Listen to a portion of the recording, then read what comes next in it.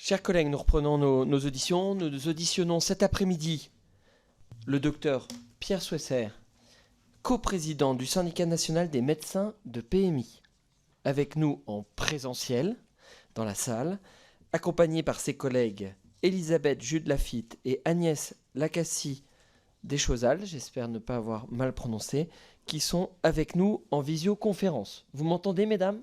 Bonjour. Oui, très bien, bonjour. Merci. Oui.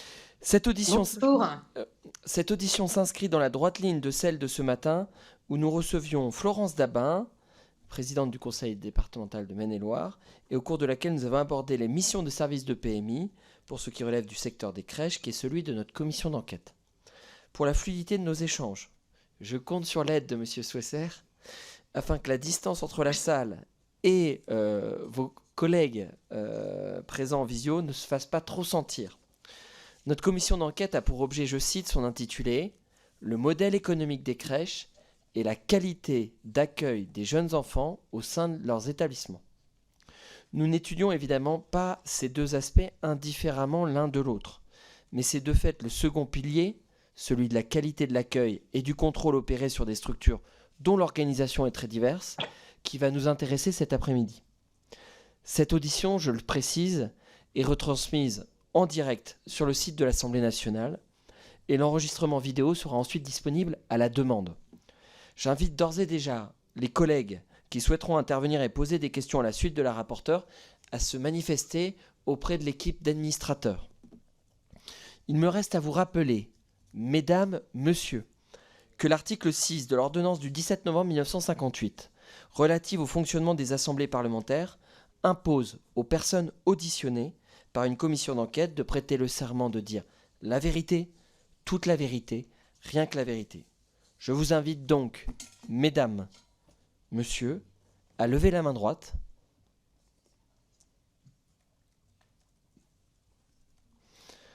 et à dire « Je le jure ». Je jure. Je le jure.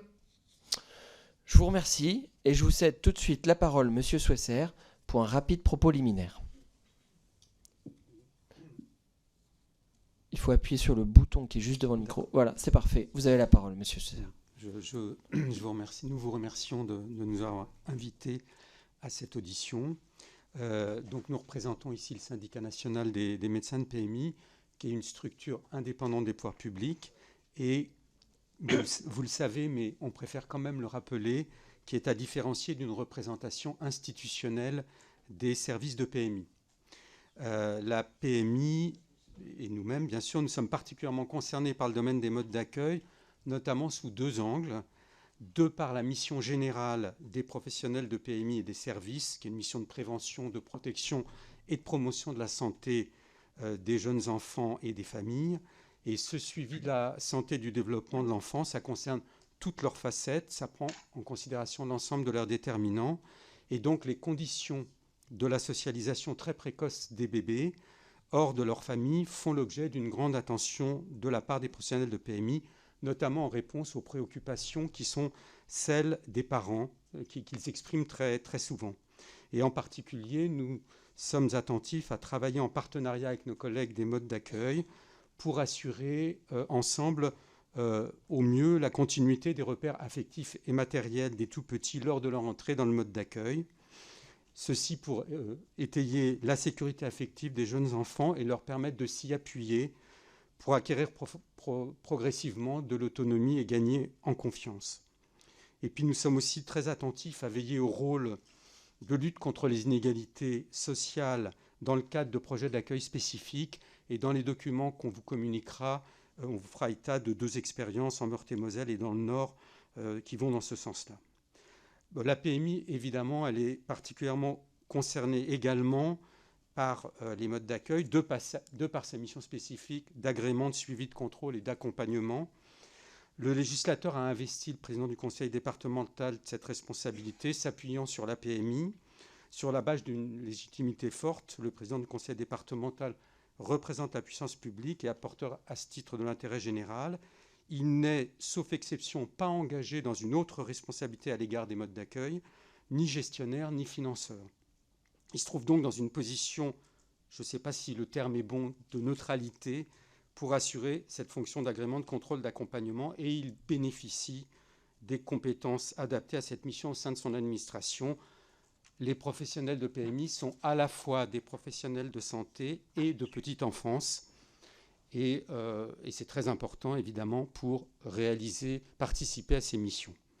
On voudrait insister sur la notion d'accompagnement des modes d'accueil qui, quand les services de PMI disposent des moyens suffisants, ce qui est un bémol important à prendre en compte, ce qui devrait être la priorité, parce que l'expérience nous enseigne que cette capacité, plus cette capacité accompagnante est développée, plus la confiance s'instaure avec le mode d'accueil et plus la transparence et la coopération suivent. Et le contrôle, à ce moment-là, occupe sa juste place, sachant que l'accompagnement vise à favoriser la prévention d'incidents, voire d'accidents.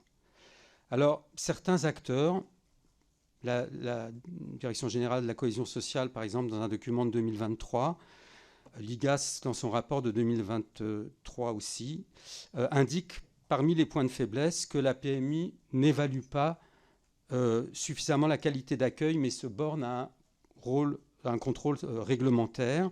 Et l'IGAS indique qu'elle se concentre presque exclusivement sur les questions d'hygiène et de sécurité. Alors, ces constats nous paraissent peut-être excessivement catégoriques, mais on pourra en parler avec vous.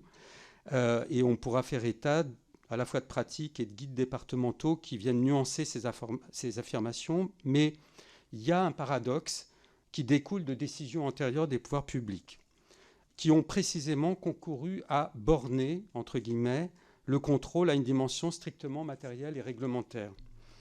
Le Code de la santé publique a été modifié dans ce sens-là, et le contrôle repose aujourd'hui, c'est indiqué tel quel à l'article 2324-1 alinéa 3, sur les seules conditions exigibles de qualification ou d'expérience professionnelle, et je vais vite, je ne cite pas tout l'article, ainsi que les seules conditions exigibles d'installation et de fonctionnement des établissements ou services.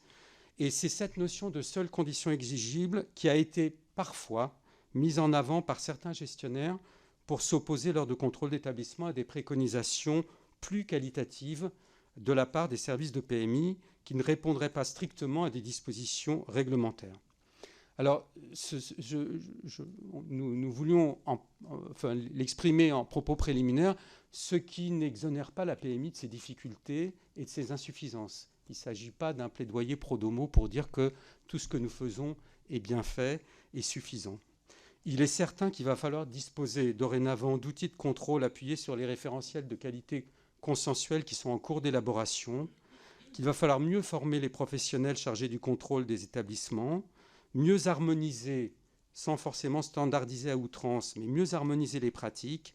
Et de longue date, nous avons demandé auprès du ministère de la Santé de disposer d'un cadre national structuré de rencontres entre équipes des services de PMI elles-mêmes et entre ces équipes et leurs partenaires afin de partager les pratiques inspirantes et de travailler à améliorer ces missions d'agrément, de suivi, de contrôle et d'accompagnement. Voilà ce que je voulais vous dire pour entamer notre échange.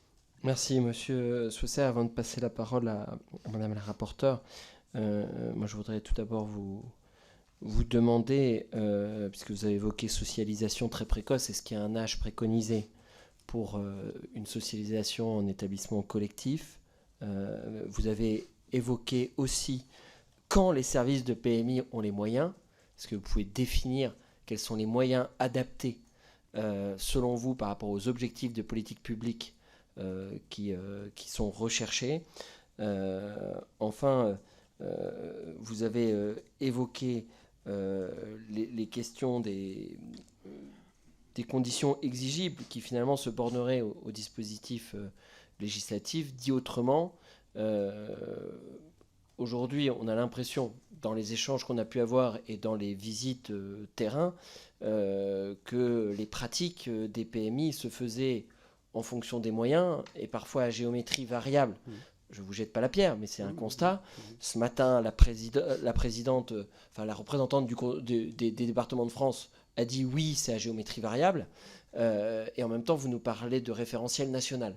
Est-ce que, d'une certaine manière, même si on fait un référentiel national, si on n'en a pas les moyens pour le mettre en œuvre, ce ne sera que lettre morte.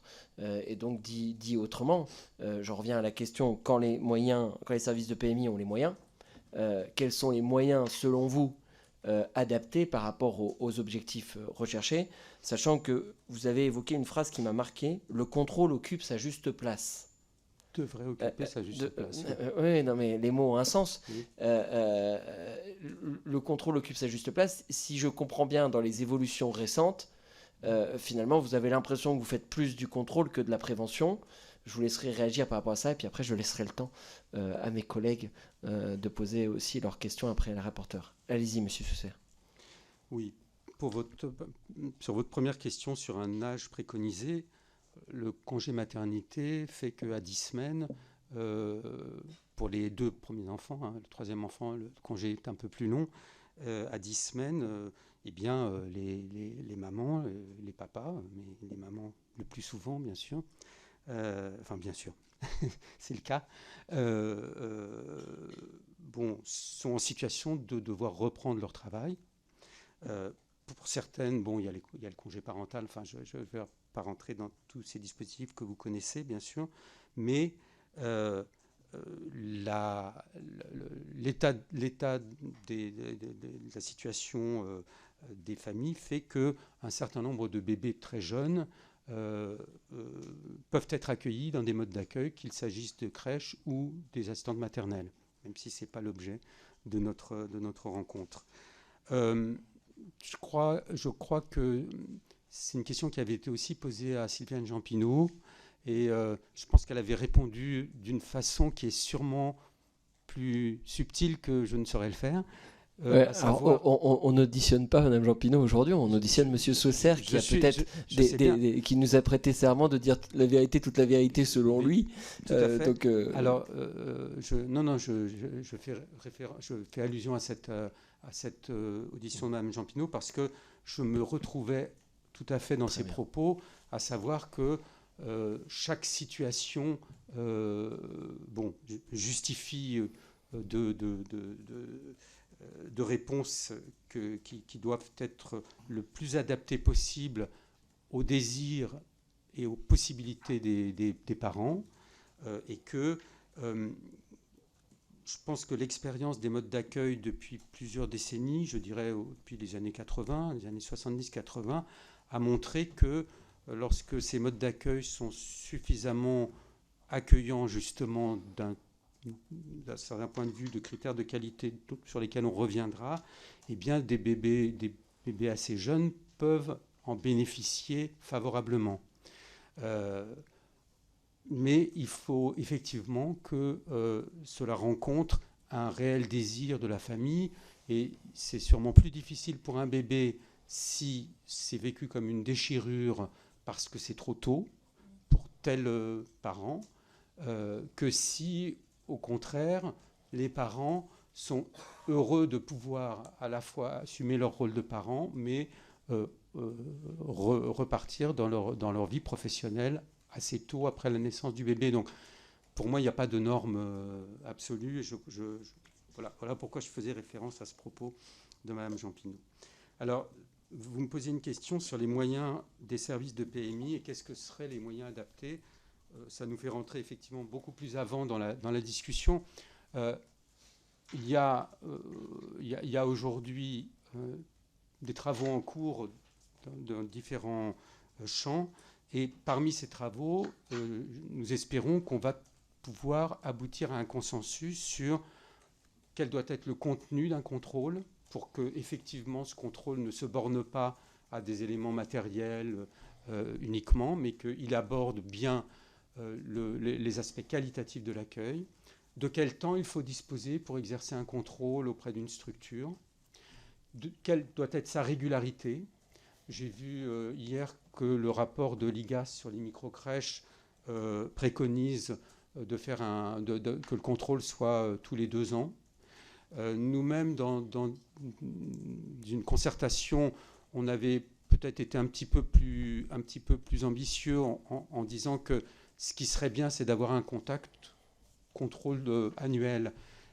Alors, pourquoi est-ce qu'on avait proposé ce rythme-là?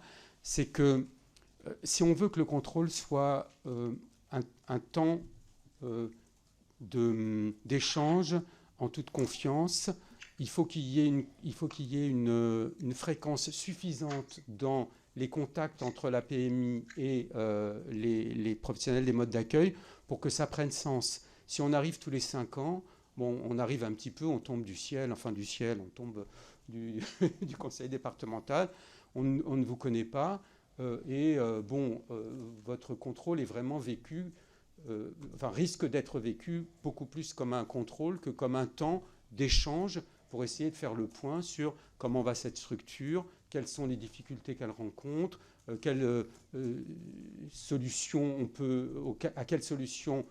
on peut réfléchir ensemble, même si bien entendu on sait que les collègues des modes d'accueil ont déjà réfléchi à des solutions au sein de leur structure. Donc il nous semble qu'une fréquence, en tout cas, bon, on n'a pas de religion en la matière évidemment, et c'est pour ça que je parlais de travaux qui pourraient aboutir à un consensus, mais en tout cas, il faut que ces contrôles et que ces temps d'accompagnement et de contrôle soient suffisamment fréquents pour qu'ils aient du sens à la fois du côté de la PMI et du côté des professionnels du mode d'accueil qui sont, entre guillemets, contrôlés, qui sont contrôlés. Donc, les moyens sont à déduire de l'ensemble de ces paramètres.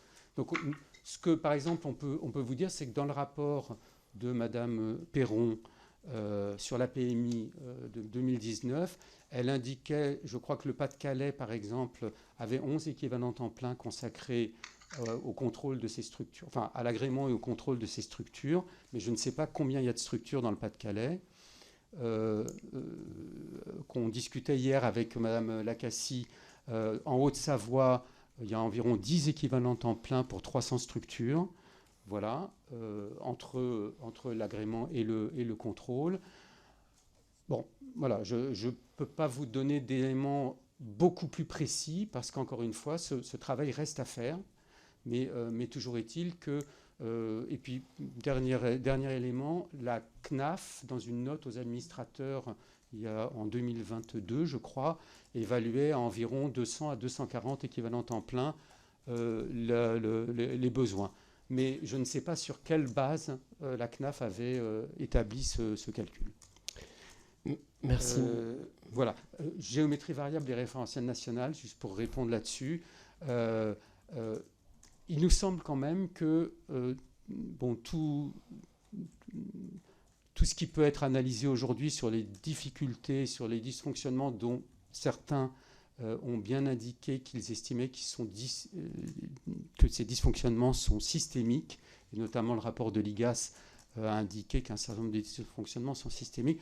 Tout ça engage à ce que, du côté de la qualité, on recherche quels sont les éléments de consensus suffisants pour se dire qu'on va regarder les éléments de qualité de la même façon dans le Finistère que dans les Hauts-de-France, que dans les Bouches-du-Rhône. Donc il ne s'agit pas de dire qu'il faut absolument avoir un référentiel qui soit totalement, extrêmement détaillé, mais il faut qu'on soit suffisamment d'accord sur un certain nombre de grandes questions, et c'est pour ça que, bien entendu, la question de savoir comment est-ce que les contrôles doivent s'effectuer, elle est aussi liée au contenu d'un référentiel sur lequel on obtiendrait un consensus au plan national. Je passe désormais la parole à Madame la rapporteure. Il faut que vous éteigniez votre micro, Monsieur Saucer. Merci, Monsieur le Président, chers collègues. Merci à vous, Mesdames et Messieurs les représentants, pour votre propos introductif et pour votre présence pour cette audition qui fait suite à celle de l'Association des départements de France. Le rôle des médecins de PMI est crucial pour exercer les contrôles sur les établissements d'accueil des jeunes enfants, et je crois pouvoir dire, en l'état actuel de nos travaux, que pour garantir une qualité d'accueil des très jeunes enfants dans les crèches, la question de la portée et des modalités de mise en œuvre des contrôles dont vous avez la charge est centrale. Alors, je vous propose de commencer nos échanges sur la nature, la portée et les modalités de mise en œuvre de ces contrôles. Je sais, et on en a déjà parlé depuis le début de cette audition, que ces contrôles sont très disparates sur l'ensemble du territoire national. Et c'est, je crois, en soi, une difficulté. Pour autant, nous allons tenter, en tout cas à l'aune des questions que je vais vous poser, de dégager certaines caractéristiques avec vous et de tenter de comprendre ensemble pourquoi il y a tant de disparités. Et c'est d'abord sur cette disparité que je souhaiterais pouvoir vous interroger, et en particulier le fait de savoir si vous êtes en mesure de nous indiquer à quelle fréquence en moyenne actuellement les établissements d'accueil de jeunes enfants sont contrôlés sur le territoire, ou même si on a une fourchette de fréquence à laquelle sont contrôlées les crèches. Et au-delà de la question des moyens humains que nous aborderons de façon distincte, je pense, par la suite de nos échanges, voyez-vous d'autres explications à une telle disparité dans la mise en œuvre des contrôles ? Monsieur Swesser ? Alors, à quelle fréquence en moyenne nous ne disposons pas de statistiques, enfin, quand je dis nous, le syndicat des médecins de PMI, ne disposons pas de statistiques ou de documents sur le plan national, et donc les réponses que je vais vous faire seraient empiriques.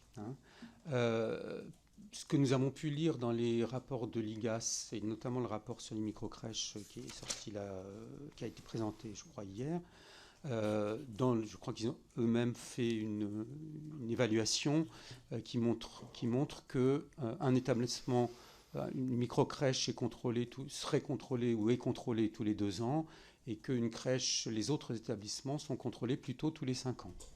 Donc c'est ce qui ressort de l'étude qu'ils ont réalisée.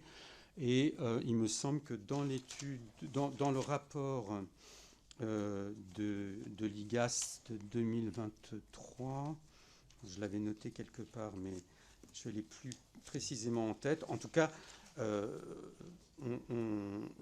la disparité était notée, et l'insuffisance de régularité de fréquence était notée. Donc, mais nous-mêmes, on n'est pas en capacité de vous dire qu'on a d'autres informations plus pertinentes que celle-ci. Alors, les moyens humains, je pense quand même que c'est une part importante des difficultés. C'est une part importante des difficultés.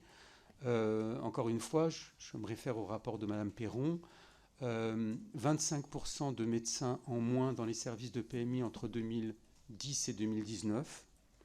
30% en moins de psychologues. Assez peu de recrutement d'éducatrices de jeunes enfants.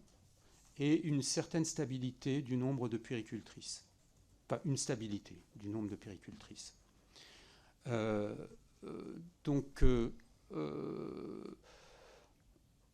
Le travail vis-à-vis des modes d'accueil collectifs n'est pas uniquement le travail de contrôle, il est d'abord en premier lieu le travail d'agrément lors des créations, enfin d'agrément d'autorisation ou d'avis à l'occasion des demandes de création, et puis il est aussi un avis au moment des demandes de modification. Et dans ce cadre-là, il y a des délais. Le service de PMI doit rendre un avis. Là, je laisserai peut-être la parole à Madame Lacassie, qui a été chef de service de PMI en Haute-Savoie jusqu'à très très récemment, et qui vous donnera plus de précisions. Mais cela veut dire qu'une partie importante de l'énergie mise par les professionnels de PMI qui sont dédiés à ces missions porte sur les agréments et les avis divers et variés qui sont nécessaires. Et donc, bon, les contrôles sont enfin, la régularité et la façon dont sont réalisés les contrôles est aussi liée au fait que là, il n'y a pas de norme obligatoire qui dit un contrôle doit être réalisé tous les temps, etc. etc. Donc, mais peut-être Mme Lacassie va être plus précise que moi. Vous aviez d'autres réponses à apporter ou pas, Monsieur Chausser ? sur les autres questions. Alors, sur cette question-là, oui, vous demandiez, est-ce qu'au-delà des moyens humains, il y a d'autres choses qui peuvent expliquer là aussi, peut-être mes collègues préciseront, mais il y a quand même une certaine montée en charge. Ce que je vous dis est là encore empirique, parce que nous ne disposons pas de statistiques qui nous permettent de dire c'est comme ça et c'est établi et ça repose sur des données.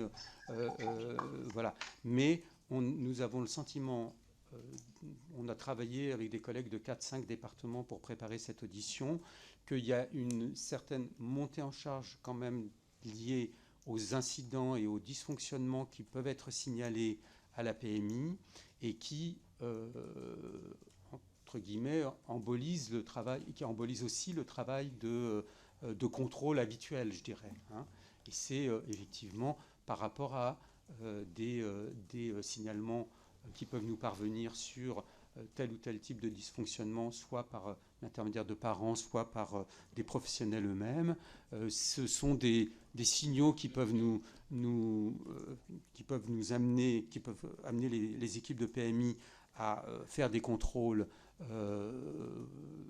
notamment quand il y a un turnover important du personnel, notamment lorsque la CAF signale des taux de fréquentation très très très élevés, et que bon, on se dit il faut peut-être qu'on aille regarder ce qui se passe. Voilà, Madame Lacassie, vous voulez compléter?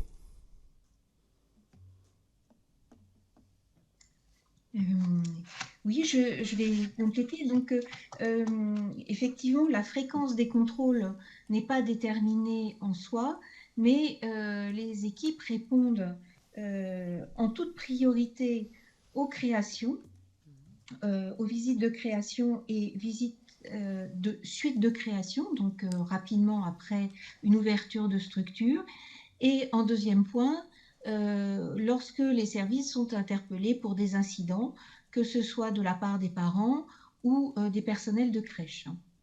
Et ces visites sur incident, elles ne sont pas uniques, puisque à partir du moment où un incident est signalé à la PMI, concernant un enfant ou un problème autre qu'une prise en charge d'enfants, ça peut être sur les locaux, les visites peuvent être plurielles, parce que on rentre dans une négociation, un accompagnement avec le gestionnaire de la crèche pour faire évoluer les conditions d'accueil. Et donc, ce n'est pas une visite unique dans la plupart des cas.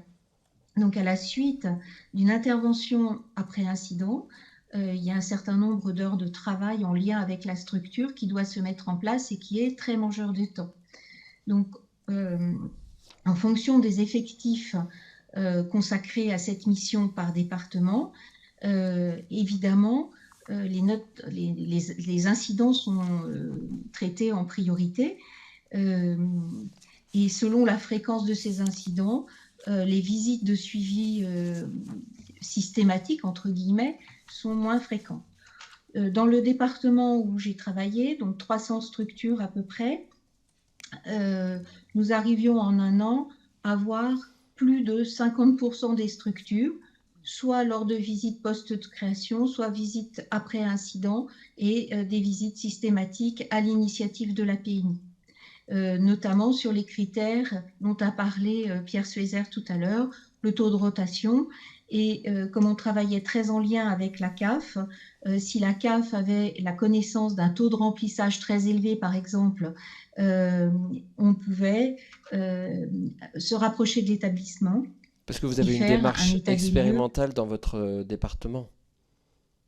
Oui, qui a été commencé en 2000, ça a commencé en 2019-2020. Donc, le travail de rapprochement avec la CAF nous a permis aussi d'avoir d'autres critères que nous n'avions pas auparavant, et notamment le taux de remplissage ou des difficultés rencontrées par les structures d'ordre administratif, mais qui pouvaient peut-être alerter. Madame Jude Lafitte, voilà ce que je peux dire pour compléter. Madame Jude Lafitte, vous voulez compléter ou c'est bon?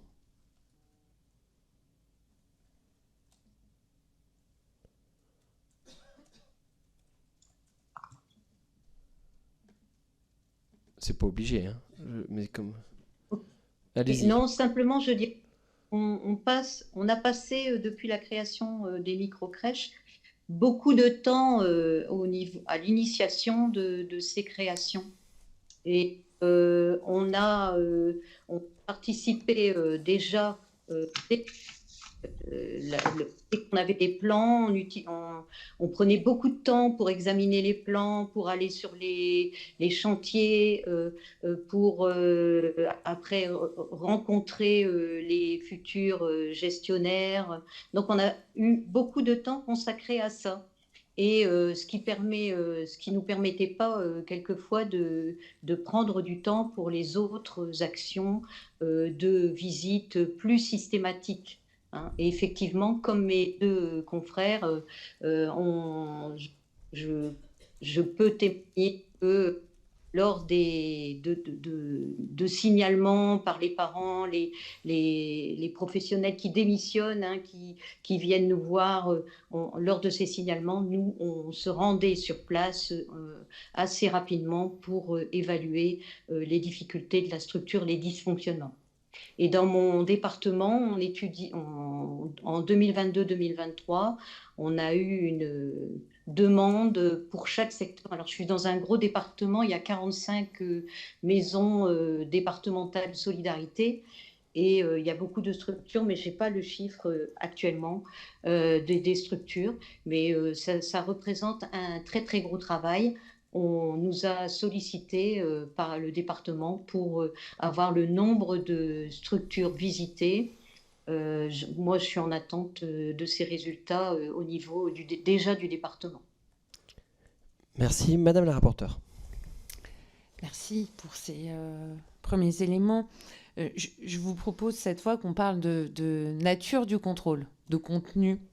Vous avez dit tout à l'heure, on est en train de travailler sur un référentiel relatif au contenu du contrôle pour qu'il soit plus tourné sur la qualité d'accueil. Donc ma question, elle est très simple. C'est effectivement, qu'est-ce que vous envisagez de mettre en place dans ce référentiel, dans la mesure où, vous l'avez indiqué tout à l'heure, un certain nombre de remontées qui nous parviennent, c'est qu'effectivement, les contrôles qui sont exercés par la PMI sont plus axés sur le bâtimentaire ou sur les problématiques d'hygiène et de salubrité que vraiment sur la qualité d'accueil. Donc ma première question, c'est, voilà, pour vous, qu'est-ce que c'est qu'un contrôle qualitatif? Et vous avez dit quelque chose tout à l'heure qui m'a un peu surprise, et je veux bien que vous nous donniez des cas particuliers, donc je comprends tout à fait le fondement, vous l'avez bien détaillé. Vous avez indiqué qu'il y avait des oppositions qui avaient pu avoir lieu sur des contrôles relatifs à la qualité d'accueil par des gestionnaires de crèches. Et donc, je pense que ça nous intéresse tous de savoir comment ça a pu se dérouler et pourquoi. Et puis ensuite, sur la nature des contrôles, eh bien, est-ce que, selon vous, il convient de faire une distinction entre des contrôles qui seront programmés et des contrôles inopinés dont on souhaite qu'ils se développent beaucoup plus? Est-ce qu'il vous semble, et je pense que ça a quand même du sens, qu'on ait des contrôles qui ne soient pas tout à fait de la même nature quand il s'agit d'une crèche en PSU ou d'une micro-crèche PAGE pour lesquelles la PMI est en réalité le seul organe public qui assure réellement le contrôle. Quand il s'agit de contrôle inopiné, sur quel faisceau d'indices vous vous basez pour cibler ces contrôles? Et est-ce qu'il vous semble qu'il y a certains types d'informations qui vous sont manquantes aujourd'hui pour affiner le ciblage des contrôles? Et puis ensuite, je veux bien que vous me disiez aussi quel accueil on vous réserve habituellement sur les établissements d'accueil quand vous réalisez un contrôle, en dehors des hypothèses où on vous oppose un refus, puisque c'est ce que vous sembliez indiquer. Dans le cadre de ces contrôles, quelles sont les dérives les plus fréquemment observées par vos services? Est-ce que vous constatez que ces dérives sont liées à une pression à la baisse sur les coûts, à un manque de formation des professionnels ou à d'autres problématiques? Est-ce que ces dérives, au regard de ce dont vous disposez comme information, concernent plutôt le secteur privé lucratif, le secteur privé associatif ou le secteur public? Et est-ce que vous avez observé une dégradation de la qualité d'accueil des jeunes enfants dans les 10 dernières années, ainsi qu'un éventuel sursaut suite au meurtre d'un bébé à Lyon en juin 2022? Voilà, je vous remercie. Monsieur Schweitzer, vous avez la parole pour répondre à toutes ces questions. Il faut appuyer sur le micro pour le compte-rendu. Allez-y. Je laisserai vraiment la parole à Madame Lacassie et à Madame Jules Lafitte sur les aspects les plus concrets de vos questions, parce que ce sont elles qui ont la connaissance la plus fine des contrôles, de la réalisation des contrôles. Peut-être juste de façon un peu générale sur la question de la qualité par exemple, dans le questionnaire que vous nous avez adressé, vous nous demandiez qu'est-ce qui figure dans les grilles de contrôle dont disposent les équipes. Donc on a regardé sur 4 départements, hein, la Meurthe-et-Moselle, la Dordogne, les Hauts-de-Seine, pas les Hauts-de-Seine, pardon, le Nord et la Haute-Savoie. Et dans les grilles de ces 4 départements, il y a des éléments qui concernent le projet éducatif avec des... En gros, on demande aux équipes qui vont faire ces contrôles d'être attentifs à un certain nombre de critères. Le développement, l'éveil, le bien-être des enfants, l'égalité entre filles, ce qui est développé en matière d'égalité entre filles et garçons, qu'est-ce qui est développé en matière artistique et culturelle pour l'éveil des enfants. Bon, évidemment, je dis évidemment parce que ça nous paraît aller de soi, mais il faut encore que ça soit réalisé. Quelles dispositions prises pour l'accueil des enfants présentant un handicap ou atteints de maladies chroniques? La question de l'analyse des pratiques professionnelles et les enjeux de formation, les modalités de participation des familles à la vie de l'établissement. Et puis parfois, vous avez des choses plus spécifiques. Est-ce que les enfants bénéficient, est-ce qu'on observe qu'il y a du jeu spontané, de l'activité spontanée auprès des enfants, quels sont les types d'animation, est-ce qu'il y a des ateliers ou est-ce que... quels sont les types de propositions qui sont faites aux enfants et quel est l'équilibre entre laisser l'enfant libre de son activité et intervenir. Enfin, ce sont des éléments qualitatifs importants et intéressants. Quelle verbalisation, quels encouragements, quelles sont les interactions. Ça, c'est par exemple dans le département de la Haute-Savoie, hein, dans la grille du département de la Haute-Savoie.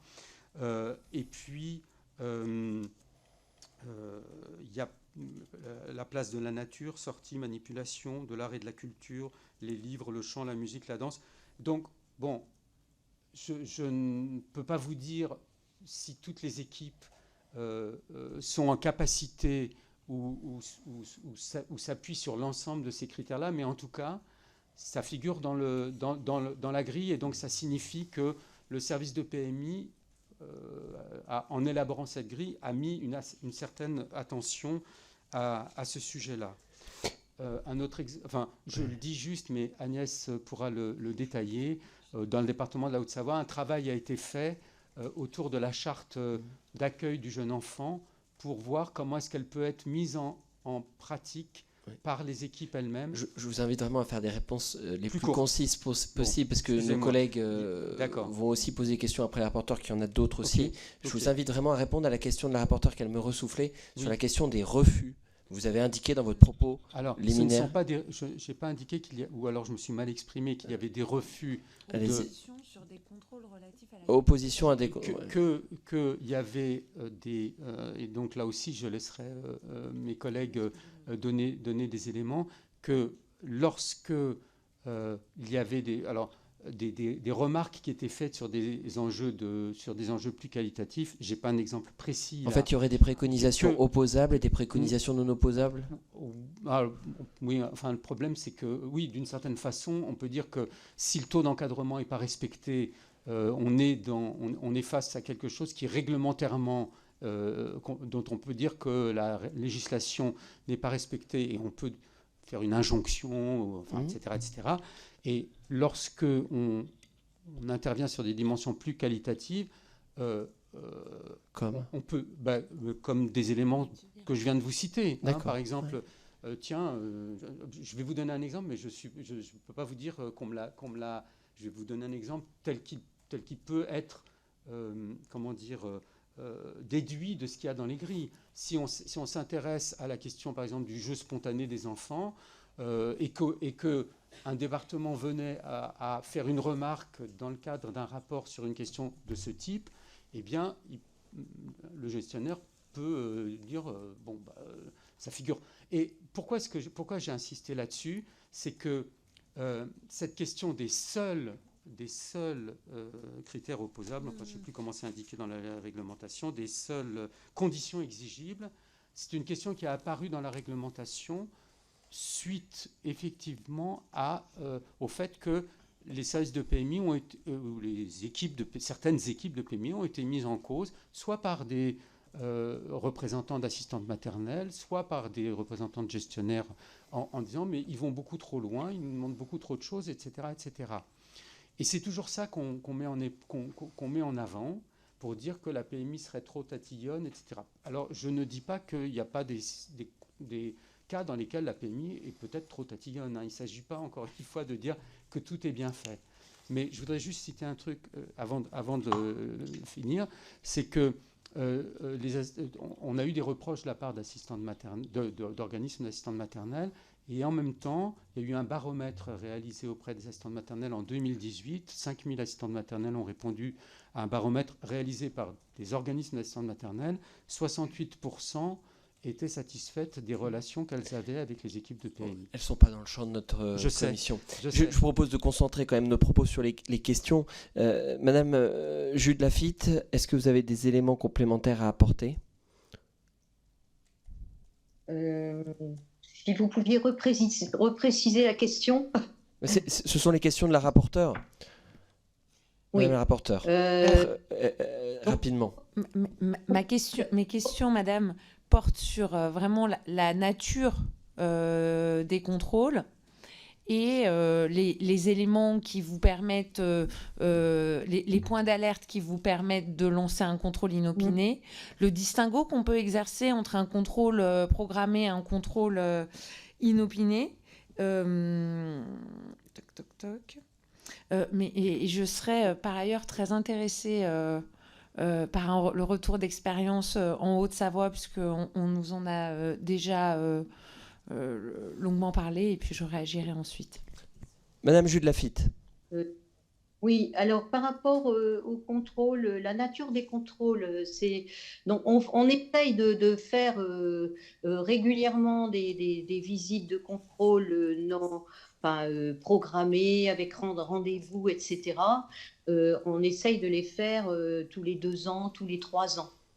On fait des contrôles inopinés quand même de temps en temps aussi. Donc c'est surtout lorsque on a des personnels ou des parents qui nous signalent des dysfonctionnements. Ces contrôles, vous aviez une question aussi pour savoir si on était bien accueillis. En général, on est relativement bien accueillis. Moi, j'ai jamais eu je peux pas témoigner de difficultés particulières dans l'accueil. On réalise donc notre visite. C'est toujours la même procédure. On a un guide départemental qui est très,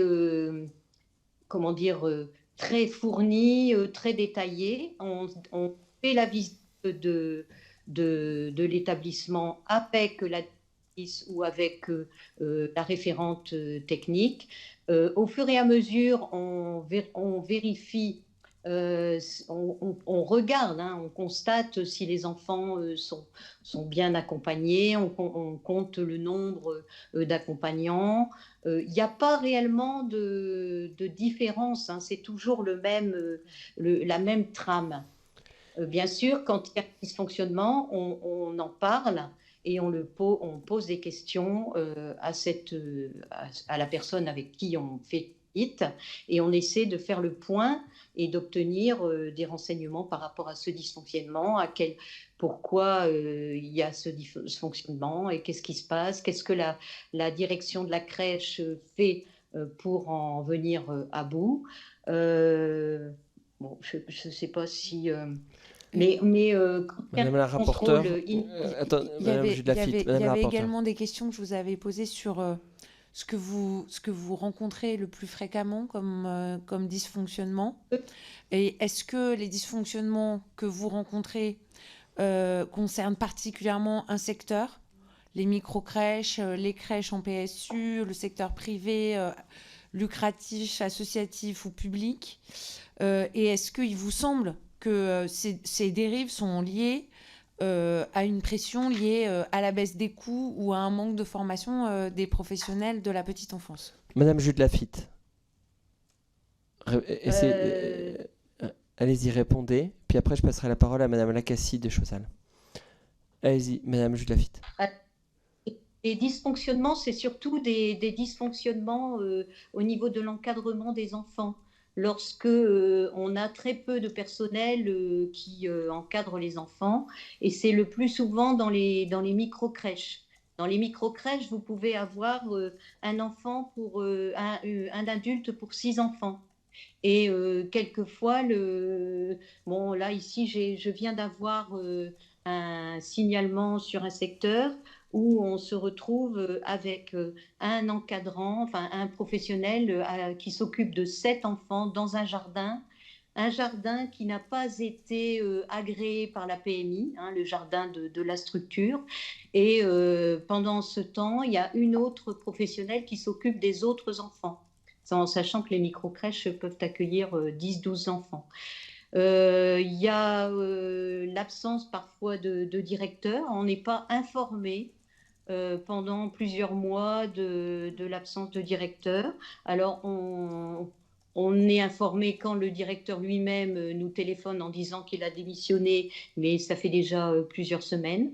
Donc, du coup, on déclenche une visite assez rapidement. Il y a aussi des parents qui nous disent qu'ils pensent que leurs enfants, au niveau des dysfonctionnements, hein, si vous vouliez savoir, les enfants leur semblent ne pas avoir été assez nourris. Quand ils rentrent à la maison, ils sont affamés. Il y a aussi le fait que certains enfants ont été remis à la crèche et ils ont l'impression qu'il avait la même couche que quand il est rentrer à la maison, enfin des petites choses comme ça, mais qui sont quand même... C'est plus que des petites choses, Madame Jude Lafitte. Oui, mais qui sont quand même assez graves.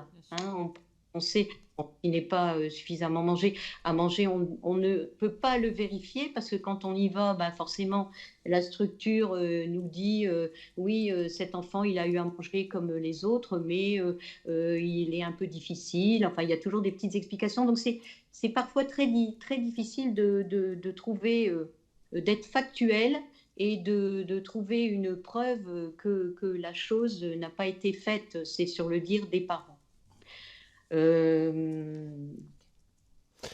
Merci Madame Jude Lafitte. Je passe la parole à Madame Lacassie des Chaussal.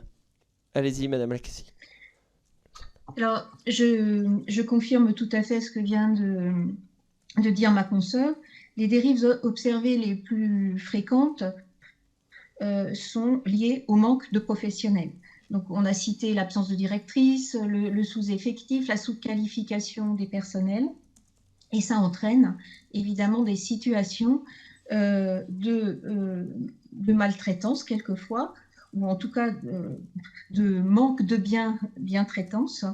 Et par rapport au nombre d'établissements qui s'ouvrent, comme ce sont majoritairement des établissements du secteur privé lucratif, ça fausse un peu la donne, puisque ce sont des incidents qui émanent de ces structures.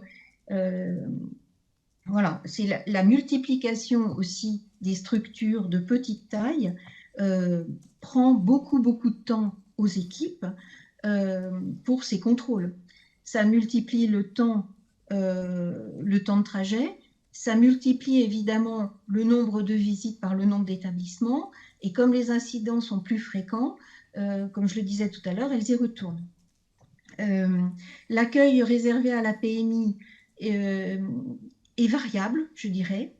Dans certains cas, et notamment dans les structures publiques, l'habitude de travail existe de longue date et nous sommes dans un accompagnement avec des sollicitations des directrices de crèche qui demandent à la PMI de passer parce qu'elles ont besoin de conseils. Donc là, on est vraiment dans ce qu'on appelle l'accompagnement. Et puis, évidemment, si on intervient de façon inopinée à la suite d'un incident qui nous a été signalé, l'accueil est plus réservé, on va dire. Donc, les contrôles inopinés depuis ces dernières années dans le département que j'ai bien connu se sont multipliés. C'est l'expérimentation et le travail en collaboration avec la CAF qui a permis de dégager du temps pour les équipes pour ces suivis et ces accompagnements de structure, puisque les équipes étaient déchargées de l'instruction des dossiers de création qui représentent pour une équipe complètement dédiée aux établissements d'accueil de jeunes enfants plus de 50% du temps.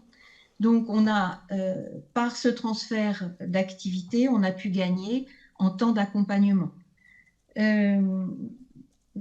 Alors, Madame la rapporteure a demandé s'il manquait des indices pour motiver ces contrôles inopinés.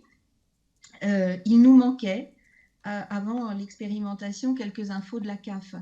Donc, je disais, par exemple, un taux de remplissage très élevé ou bien des difficultés financières. Et on a pu constater, lors de visites inopinées, par exemple, que dans certaines structures, il n'y avait plus de livraison de repas, par exemple, que les professionnels étaient dans l'obligation d'aller faire les courses elles-mêmes avec une somme d'argent donnée par le gestionnaire et qu'elles fassent au plus pressé pour constituer des repas pour les enfants.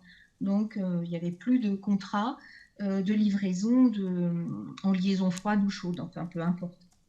Voilà, donc ce sont des contrôles inopinés qui nous ont permis d'avoir une réelle vision de ce qui se passait dans la crèche.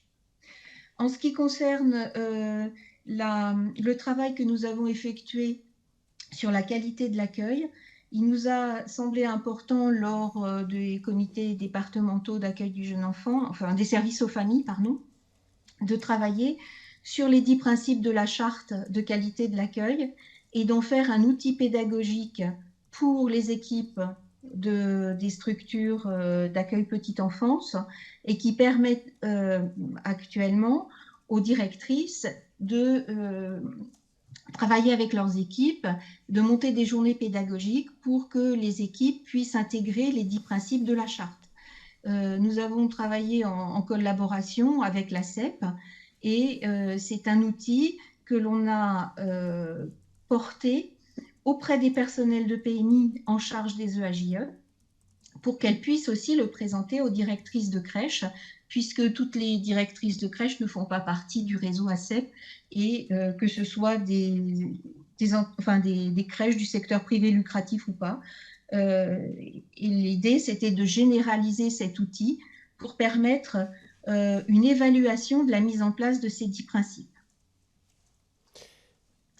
Vous avez fini, Madame Lacassie ? Oui. Oui, parce que je veux essayer d'être très synthétique. Merci. Madame la rapporteure. Alors, je vous poserai ma dernière série de questions sur les moyens humains, mais avant tout, je vous rappelle, je vous fais un petit rappel sur la question relative à l'opposition sur les contrôles. Madame Lafitte, Madame Lacassie, si vous avez des retours d'expérience sur, si j'ai bien compris, plutôt des oppositions dans le fait qu'on préconise un certain nombre d'évolutions en matière de qualité d'accueil, je pense que ce serait intéressant pour nous tous. Mais avant ça, je vais vous transmettre mes questions concernant les moyens humains dont on peut tous convenir, qui sont effectivement, je dirais, le nerf de la guerre en matière de contrôle des établissements d'accueil de jeunes enfants. Alors, vous avez déjà, à l'occasion de vos propos liminaires, donné quelques éléments, notamment sur des évolutions de TP pour certains départements. On a pu entendre que certains départements n'avaient aucun agent expressément dédié au contrôle des crèches. Je voulais savoir si vous aviez entendu la même information, si vous pouviez la confirmer ou pas. A contrario, on a également entendu qu'il y avait des équipes qui avaient été spécialement dédiées sur certains départements. De la même manière, est-ce que vous avez eu des retours? Est-ce que vous savez ce que ça a pu donner? Et puis, je voulais terminer par une question sur les profils des équipes qui composent la PMI, et notamment le fait que dans un contexte de pénurie de médecins que vous avez mentionné, et aussi dans une logique de diversification de la portée des contrôles de la PMI, afin notamment de mieux appréhender toutes les dimensions de la qualité d'accueil du jeune enfant, vous semble-t-il pertinent que d'autres profils se joignent aux médecins pour exercer ces contrôles? Si oui, quels seraient selon vous les profils pertinents? Pensez-vous qu'il serait utile, par exemple, de faire appel à des personnels non médecins chargés uniquement du contrôle de la réglementation et de permettre au personnel médical de se focaliser sur des contrôles de la qualité de l'accueil des enfants, de leur bien-être, de leur santé? Pensez-vous enfin qu'il serait possible d'inclure dans les équipes de contrôle des éducatrices de jeunes enfants qui font état d'une expérience en crèche? Je vous remercie. Monsieur Seusser, vous avez la parole. Alors, je ne peux pas confirmer ou infirmer qu'il y aurait des départements qui ne disposeraient d'aucun professionnel. Alors, je ne sais pas, le mot dédié est un peu ambigu parce que est-ce que ça veut dire qu'il y a des départements qui n'ont aucun professionnel dont le profil de poste est entièrement dédié au contrôle, enfin aux missions mode d'accueil, ou est-ce que ça veut dire que personne ne s'occuperait dans un département, même à temps partiel, ou plusieurs personnes à temps partiel sur l'emploi du temps des modes d'accueil? C'est un peu ambigu cette formule. Il y a des départements qui n'ont aucun professionnel dédié. Est-ce que ça veut dire que ce sont des départements qui n'exercent pas du tout leur mission? Aucun professionnel dédié. Alors, aucun professionnel dédié, je ne peux pas vous répondre. Je serais très étonné qu'il y ait des départements qui n'exercent pas du tout leur mission. Mais bon, je ne peux pas ni le confirmer ni l'infirmer. Sur la question des équipes dédiées, moi, je peux vous parler de la Seine-Saint-Denis, qui est le département où j'ai travaillé pendant de longues années. Il y a effectivement, pour ce qui concerne les crèches, une équipe dédiée. Et cette équipe était en fait composée, je ne sais pas si c'est encore le cas, mais je le suppose, était composée à la fois de professionnels dont l'entièreté du temps de travail était consacrée à ce contrôle, à cet agrément, à ce contrôle des établissements, et pour partie de collègues qui venaient compléter l'équipe, ayant d'autres missions, exerçant d'autres missions sur le terrain également.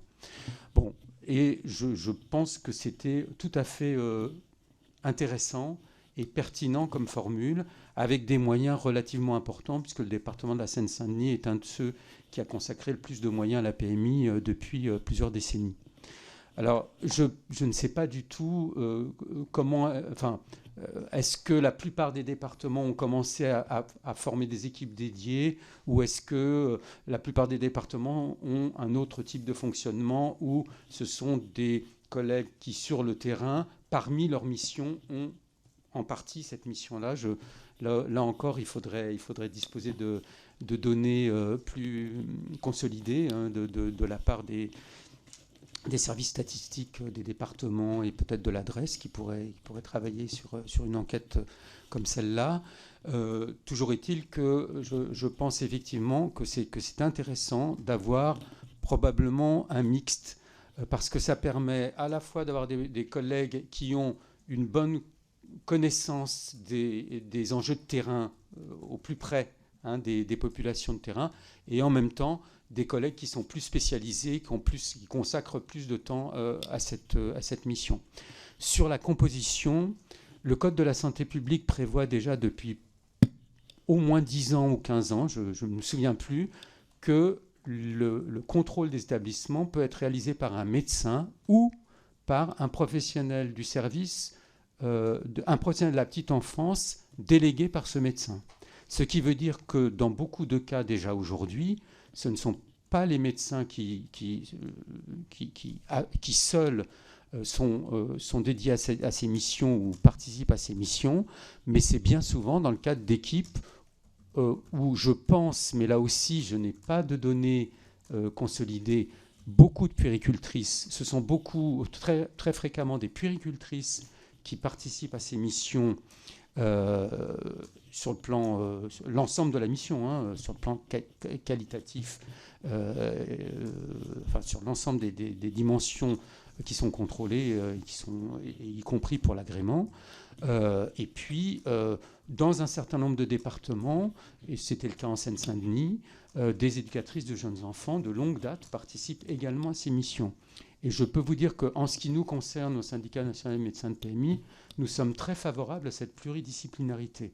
Nous n'avons pas une vision strictement hygiéniste, comme j'ai pu l'entendre, de la question de l'accueil de la petite enfance. Loin de là, nous avons fait quelques progrès depuis 40 ans en écoutant les psychologues de la petite enfance pour comprendre que les enjeux de développement de l'enfant ne se jouaient pas uniquement au niveau de la protection contre les microbes. Et donc, nous pensons effectivement que c'est très utile et très enrichissant d'avoir des équipes pluriprofessionnelles. Et je n'oublie pas la place des psychologues qui parfois également travaillent avec nous, alors pas forcément dans le contrôle sur place, mais en tout cas dans des équipes qui viennent soutenir ce travail de la PMI auprès des modes d'accueil. Donc oui, voilà, je conclus. On est tout à fait favorable à ce qu'il y ait des puéricultrices, des éducatrices de jeunes enfants, et puis quand même qu'il reste un peu des médecins dans le lot, parce qu'il y a des dimensions pour lesquelles les compétences médicales, au sens large, et notamment sur la connaissance à la fois des dimensions strictement médicales, mais aussi des dimensions développementales de l'enfant, sont très utiles. Merci, Monsieur Schweitzer. Mesdames, est-ce que vous voulez compléter? Sinon, on passe aux questions des orateurs de groupe. Je veux bien donner une précision. Allez-y, Madame Lacassie. J'ai eu l'occasion de travailler au niveau régional avec les départements de Rhône-Alpes et progressivement, au fil des années, il y a eu de plus en plus d'équipes dédiées. Dans le département de Haute-Savoie, on a commencé à avoir une équipe dédiée en 2009 qui a commencé auprès des assistantes maternelles et ensuite on a développé une équipe dédiée pour les EAJE. Ça permettait de gagner du temps, de former les professionnels. Elles étaient beaucoup plus à même de prendre connaissance de tous les textes qui paraissent assez fréquemment et d'adapter leurs pratiques. Donc les équipes spécialisées, alors il y a toujours du pour et du contre, mais ces équipes spécialisées sont plus réactives et dans les démarches que nous connaissons, donc des démarches un peu juridiques avec les gestionnaires, il est absolument important que les équipes de PMI soient formées pour donner des arguments justement justes et proportionnés lorsqu'elles constatent des dysfonctionnements dans une structure, puisque nous avons des procédures administratives au tribunal administratif, et ça, ce sont des modes de travail que nous n'avions pas il y a quelques années. Donc, il faut des équipes de plus en plus formées, bien au courant de la législation et très réactives. Lorsqu'on a un incident qui est révélé dans une structure, les équipes peuvent se rendre dans l'établissement de manière inopinée le jour même. Donc, on a cette réactivité qui est très importante et qui permet justement d'assurer une partie de la sécurité des enfants. Voilà ce que je voulais ajouter. Merci Madame Lacassie de Chazal. Madame Jude Lafitte, est-ce que vous vouliez compléter? Oui, juste une. Je suis dans un département où il y a beaucoup enfin, c'est très très différencié selon les maisons départementales de solidarité. Il y a des maisons départementales où il y a une puéricultrice et un médecin qui organisent les visites de suivi. Et il y en a d'autres où ce sont que les médecins et les cadres de santé. C'est vraiment enfin, très lié aux moyens locaux. Et il y a une espèce de cheminement. Il y a les visites qui sont faites au niveau des unités, enfin les anciennes unités maisons départementales. Et il y a un pôle administratif qui qui contrôle la réglementation sur le plan plus juridique. Merci Madame Jude Lafitte. Je passe la parole à Madame Béatrice Rouleau pour le groupe Rassemblement National. Merci Monsieur le Président, merci docteur, merci docteur et Madame. J'aurais plusieurs questions à vous poser, donc je vous invite à les noter parce qu'elles sont assez précises pour certaines. Déjà, je voulais que vous nous rappeliez dans quelles conditions vous intervenez, c'est-à-dire à la demande de qui en fait. Est-ce que c'est vous spontanément? Est-ce que vous avez dit tout à l'heure que vous interveniez quand vous êtes alerté par des parents? Mais je voulais juridiquement que vous nous rappeliez assez rapidement à la demande de qui vous intervenez. Ensuite, ma seconde question, c'est sur la réactivité justement. Elle est importante.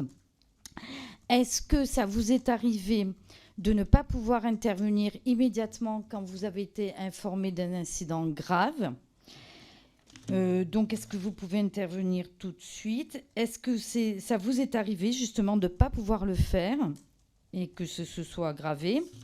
Si c'est le cas, est-ce qu'il y a un défaut, un manque de personnel? Faut-il augmenter justement le personnel qui contrôle? Faut-il augmenter le personnel qui contrôle?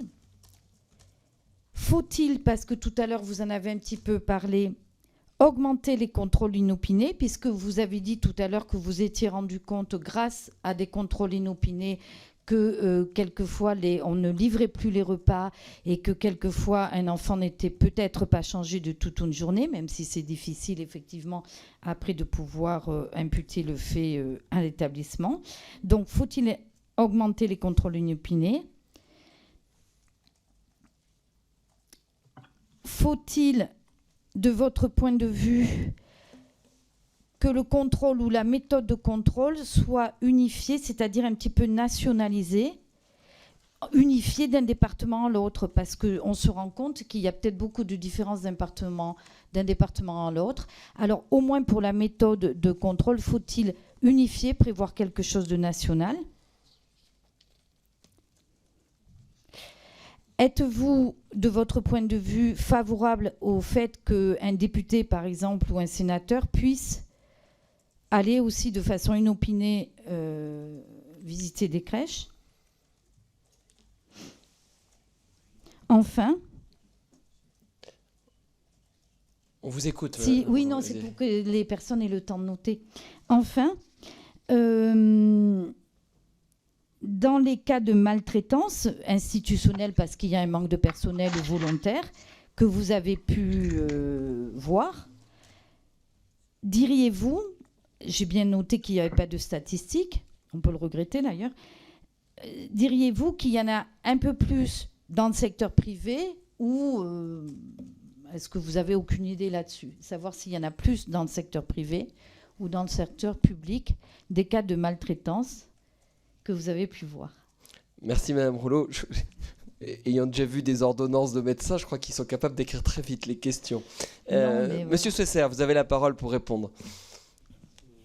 Il faut appuyer sur le micro, sinon votre réponse ne sera pas au compte-rendu. Oui, je laisserai répondre à certaines questions à mes collègues qui sont effectivement Alors allez-y, questions monsieur très Swesser. précises. Je répondrai sur la question de faut-il unifier les méthodes de contrôle. Je crois que j'en ai déjà un petit peu parlé tout à l'heure. Nous, on est tout à fait favorable à ce qu'il y ait un référentiel national, qu'on y travaille, qu'il soit consensuel, à condition que toutes les parties prenantes aient participé à son élaboration, aussi bien les pouvoirs publics que les professionnels, les différents professionnels impliqués, que des représentants des familles également. Enfin, de l'ensemble des acteurs qui sont concernés. On est tout à fait favorable. On est également favorable, et je crois l'avoir dit, mais peut-être pas assez explicitement, à ce qu'il y ait un cadre national de rencontre entre les équipes de PMI qui soit peut-être géré au niveau du ministère et de l'Association des départements de France, et qui permettent d'échanger sur des pratiques intéressantes, inspirantes, etc.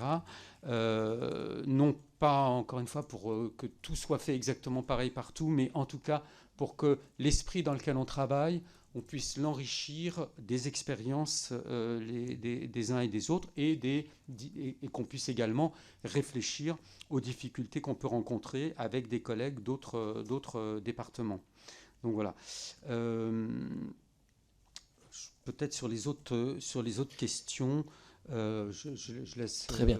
répondre. Madame Jude Lafitte, je vous cède la parole. J'essaye de rythmer. Allez-y. Vous avez un problème de connexion, on ne vous entend pas, Madame Jude Lafitte. Excusez-moi. Allez-y. Voilà.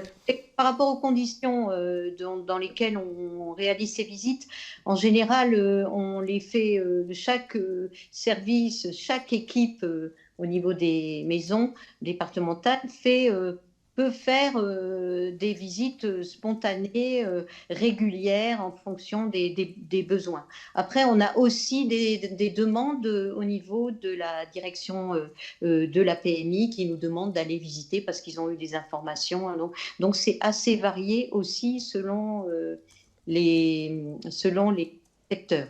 La réactivité, en général, quand on a un signalement, quand on est informé d'un dysfonctionnement, on y va systématiquement. Alors, je ne peux pas répondre pour tous les départements, mais dans beaucoup de départements, on y va de manière assez rapide et immédiate. Est-ce qu'il faut un département à l'autre? Oui, je pense que je dirais la même chose que M. Souesser.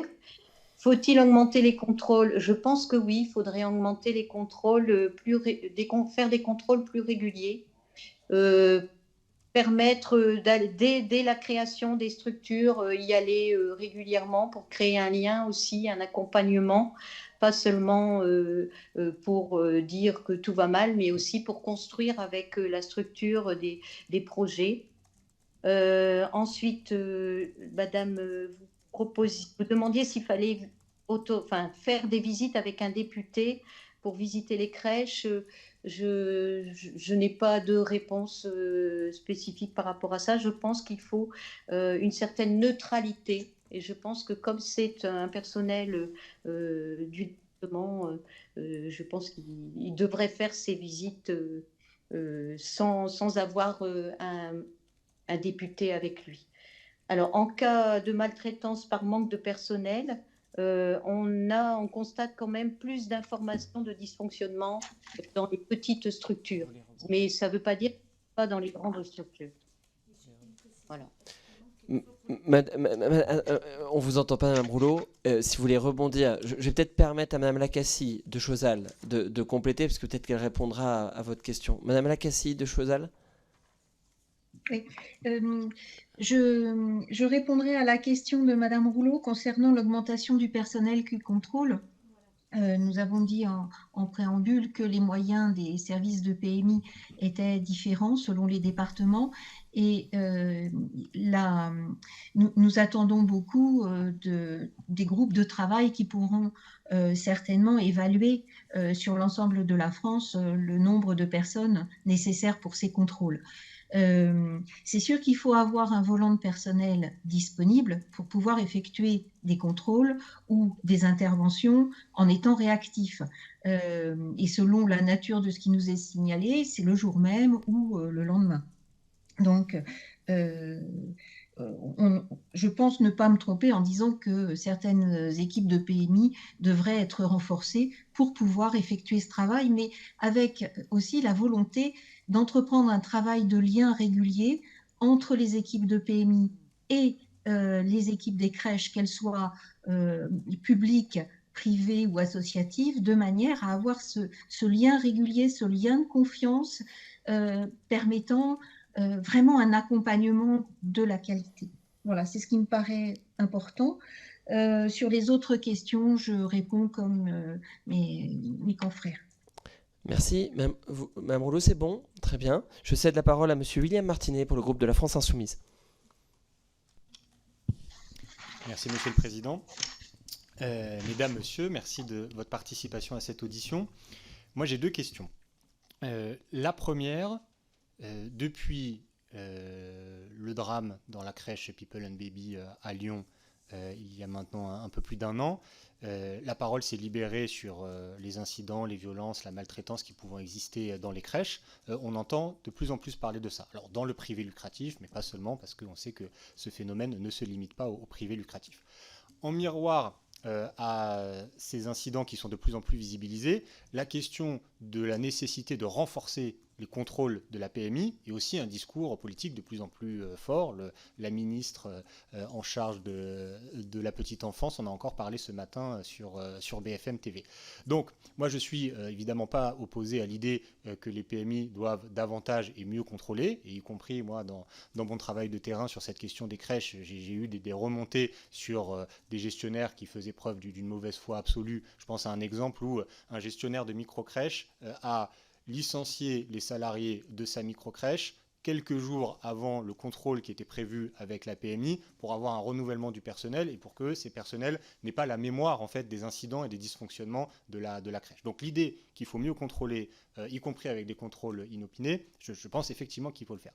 Mais j'ai quand même une réflexion que je veux bien partager avec vous, c'est qu'à mon avis, il ne faut pas confondre les causes et les conséquences. On a aujourd'hui, structurellement, un fonctionnement de la petite enfance et de l'accueil collectif qui produit des dérives. Et moi, j'ai peur de l'idée qu'on demanderait à la PMI de faire un travail de flicage, si vous me permettez l'expression, pour compenser le fait qu'on a un système qui structurellement est producteur de dérives. Je pense par exemple aux microcrèches. Là, c'est le sujet d'actualité parce qu'on a effectivement le rapport IGAS-IGF qui vient de sortir. Quand on voit ce que dit l'IGAS et l'IGF, bon, qui est finalement ce qui est dit par beaucoup de professionnels et d'acteurs du secteur depuis longtemps, en termes de taux d'encadrement des enfants, en termes de qualification des professionnels, on a là des dérogations, des normes qui sont faibles et qui sont productrices de difficultés. Et même pour ce qui est des microcrèches, pour que tout le monde l'ait en tête, vous le savez bien, mais un référent technique d'une microcrèche, il n'est pas obligé d'avoir des compétences, un diplôme en matière de petite enfance, et ça produit des choses qui sont quand même assez dramatiques. Il y a des gestionnaires de microcrèches, si vous me permettez de parler franchement, qui, avec l'argent qu'ils ont peut-être hésité entre faire de l'investissement locatif ou finalement ouvrir des microcrèches, parce qu'ils ont vu sur YouTube des vidéos qui expliquent comment les microcrèches, c'est un investissement qui est rentable. Et vous, en tant que médecin de PMI, vous êtes confronté au fait de contrôler ces gestionnaires-là pour s'assurer qu'ils savent bien faire leur métier avec un point de départ qui est sans doute un peu compliqué. Donc du coup, ça c'est ma première question et si vous voulez bien, je vous laisse répondre là-dessus avant de poser la deuxième. Qu'est-ce que vous pensez de ce risque de basculer dans un rôle de la PMI qui serait en fait d'essayer de vider la mer à la petite cuillère face à un système qui structurellement produit des dérives? Monsieur Seusser. Oui, alors effectivement, on s'est beaucoup exprimé sur le contrôle parce que c'est les questions que vous nous avez posées. On a publié en février 2022 une tribune, les deux coprésidentes et moi-même du syndicat des médecins de PMI dans le journal Le Monde, sous le titre « Après le scandale des EHPAD, assurons-nous du bien-être des bébés accueillis ». Et dans cette tribune que je tiens à votre disposition, on s'inquiétait d'un certain nombre de mesures qui étaient en train d'être prises avec la réforme des modes d'accueil et qui allaient aboutir, par exemple, à des taux d'encadrement moins favorables pour les bébés, qui allaient aboutir à des problèmes de qualification. C'est vrai qu'on en a peu parlé. Bon, je sais que c'est nous qui sommes auditionnés, mais vous avez entendu tellement d'acteurs que nous-mêmes nous avons écoutés qui se sont exprimés devant votre commission sur ces éléments-là, nous les rejoignons. C'est-à-dire que dans les documents que nous mettrons à votre disposition, nous avons par exemple rédigé récemment un petit document sur quels sont les critères, des pistes pour des critères pour un référentiel de qualité. Et évidemment, le premier point que nous avons mis en avant, c'est comment créer les conditions d'une disponibilité psychique et physique suffisante pour les professionnels qui accueillent des jeunes enfants afin que les enjeux de qualité soient ce qui prime. Les enjeux de qualité soient ce qui prime et non pas la rentabilité dont vous venez de parler et dont nous sommes bien conscients qu'elle pose problème. Dans cette tribune, je voudrais rappeler que c'est quelque chose d'ancien. Dans cette tribune, nous rappelions un rapport, une étude CNAF qui date d'octobre 2009, dans lequel avaient été interrogés notamment des responsables de micro-crèches qui commençaient tout juste à s'installer. Et ce rapport citait le fait qu'une directrice de ces établissements préférait recruter, je cite, un personnel vierge de toute expérience de travail en crèche. Le rapport citait l'optimisation maximale du remplissage de la structure comme une obsession d'un certain nombre de gestionnaires. Et par exemple, la standardisation des projets éducatifs sur l'ensemble des structures d'une entreprise de crèche. Plusieurs dizaines ou plusieurs centaines de structures. Et ce dossier d'étude exprimait les difficultés que commençaient à rencontrer les professionnels dans ces structures. Donc, si vous voulez, on est parmi les professionnels de PMI, on est parmi ceux qui sommes extrêmement sensibles à ces enjeux de diminution de la qualité qui, malheureusement, s'inscrivent dans un certain nombre d'évolutions de la réglementation. Mais je veux dire, on n'est tellement pas les seuls à le dire que c'est pour ça qu'on ne le redit pas, quoi. Tout le monde l'a dit. Les derniers rapports officiels le disent. Le rapport de la mission Flash de vos collègues, Mme Perron et Mme Santiago, ont fait un certain nombre de propositions qui sont plus audacieuses que ce que demande un collectif comme Pas de bébé à la consigne, aux travaux duquel nous avons en partie contribué depuis des années, en termes de taux d'encadrement, de qualification professionnelle, etc. etc. Donc oui, si la seule réponse était de dire on va donner quelques petits moyens de plus à la PMI pour qu'il fasse des contrôles, comme vous dites, ça serait totalement insatisfaisant et ça n'est pas du tout ce que nous demandons. Bon, bien sûr, nous demandons de pouvoir avoir les moyens de faire la mission pour laquelle le Code de la santé publique que le Code de la santé publique nous demande d'effectuer. Mais évidemment, si c'est dans un environnement totalement dégradé, c'est comme vous le dites, c'est comme essayer de vider l'océan à la petite cuillère. Donc, on est bien conscient de ça. L'enjeu numéro 1, c'est de rétablir des conditions d'une qualité d'accueil. Et ça passe...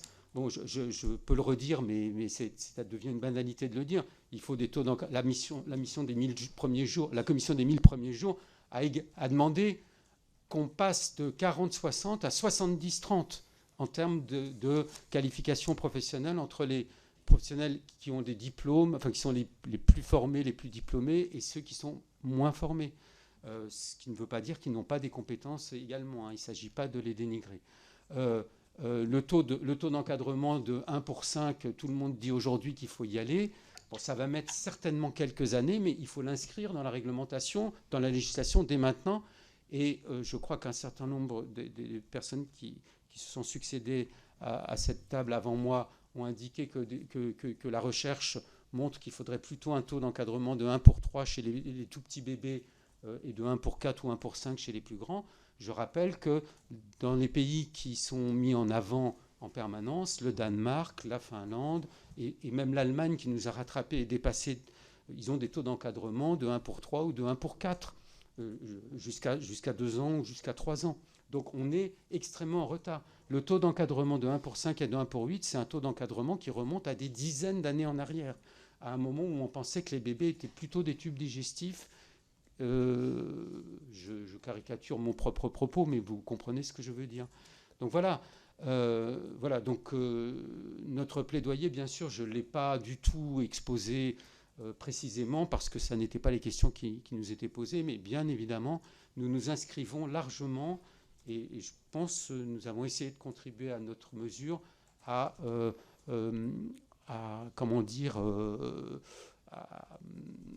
ce que l'ensemble des acteurs du secteur conscientise à ces enjeux. Il y a les petits groupes, il y a la question des petits groupes, il y a la question, bien entendu, de l'analyse des pratiques professionnelles. La réglementation actuelle, c'est 6 heures par an. Par an, oui, c'est ça. C'est 6 heures par an. Est-ce qu'en 6 heures par an, on peut... je crois que c'est 6 heures par an. Hein, si c'est 3 jours par an financés par la CAF en ce moment. Mais c'est pas... Alors peut-être je me trompe. Mais Enfin, en même temps, les les modalités là-dessus ont évolué. Et voilà. Alors peut-être que des modalités ont évolué récemment. Monsieur Martinet, je vous donne la parole. Il faut que vous éteigniez votre micro, monsieur Serre. Monsieur Martinet, vous avez la parole. Merci. Ma deuxième question, alors finalement, vous avez fait un peu la transition quand vous évoquez une étude de la CNAF de 2009, c'est ça, qui alerte sur les microcrèches.